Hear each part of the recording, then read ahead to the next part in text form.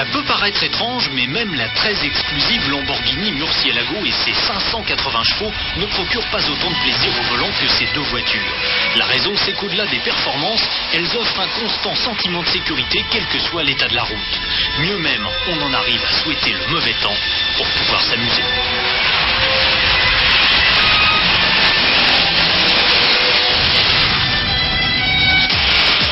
Prenez la Subaru Impreza par exemple. Dans cette ultime évolution baptisée WRX STI, la sage berline s'est muée en bête sauvage. Avec le kit ProDrive, le look est même devenu exubérant, mais traduit bien le tempérament de la machine. Derrière cette gueule béante se cache en effet une version préparée par le département compétition Subaru du célèbre 4 cylindres à plat de la marque. 2 litres seulement mais 265 chevaux et 35 mètres kg de couple grâce à un turbo et un énorme intercouleur refroidi par eau.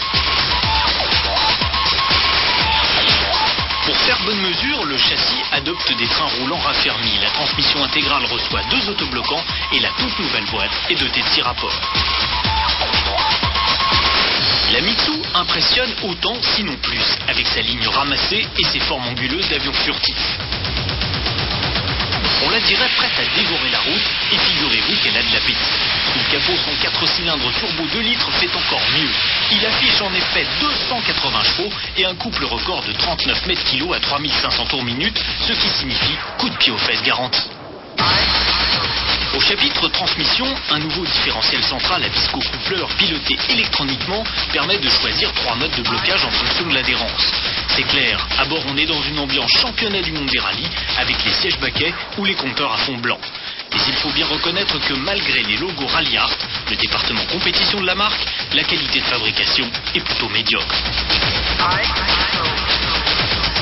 C'est un peu mieux à bord de la Subaru, où une jolie sellerie Alcantara bleue vient égayer l'ensemble. Il y a même un lecteur CD, mais on n'a surtout pas envie de l'allumer pour ne pas manquer ça.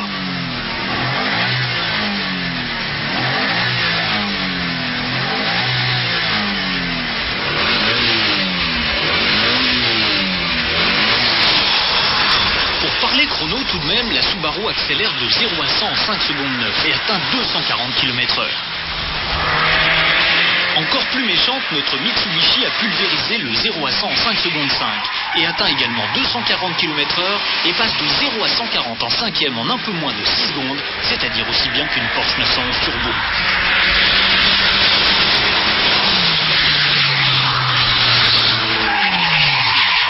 Bref, ça déménage, mais surtout, aucune autre voiture de série n'est capable de suivre une telle cadence sur route sinueuse. Un tempérament qui mérite d'ailleurs l'avis d'un pilote professionnel comme Bertrand Ballas.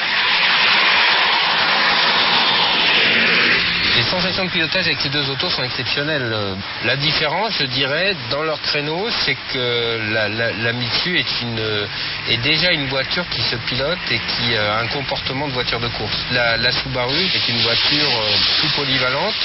Donc la voiture est plus confortable et automatiquement un peu moins précise que la Mitsu. Mais ça reste dans des proportions de voitures très très sportives en fait, toutes les deux.